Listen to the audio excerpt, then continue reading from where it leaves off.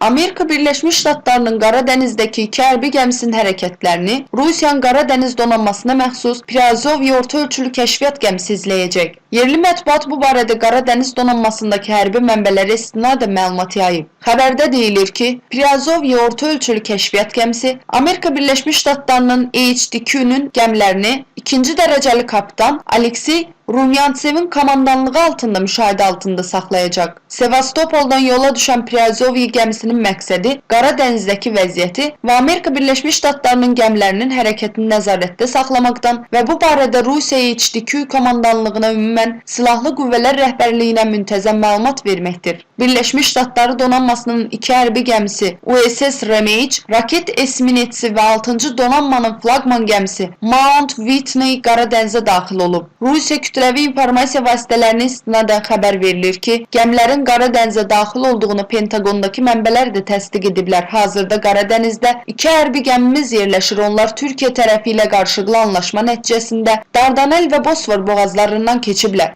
Gəmilərin göyərtəsində 600-dən çox hərbçi, Amerika xüsusi təyinatlı dəniz piyadaları var deyə mənbə bildirib. Gəmilərin hərəkət trayektoriyası haqqında məlumat verilmir. Bununla belə təxmin edilir ki, gəmilər Ukrayna sahillərinə doğru üzür. Amerika hərbi gəmilərinin Rusiyanın ərazi sularına daxil olması məsələsi hələ gündəmdə deyil. Bundan əvvəl xəbər verilmişdi ki, Pentagon Soçi Olimpiyadasında iştirak edən Amerika nümayəndə heyətinin mümkün evakuasiya üçün Qaradənizə iki hərbi gəmi göndərəcək. Pentagon bildirib ki, hansısa fövqəladə situasiya halında Rusiya tərəfinə kömək göstərmək və evakuasiya həyata keçirmək üçün Birləşmiş Ştatlar iki hərbi gəmi ilə yanaşı Almaniyadakı hərbi bazasında təyyarələri də uçuşa hazır vəziyyətdə saxlayır.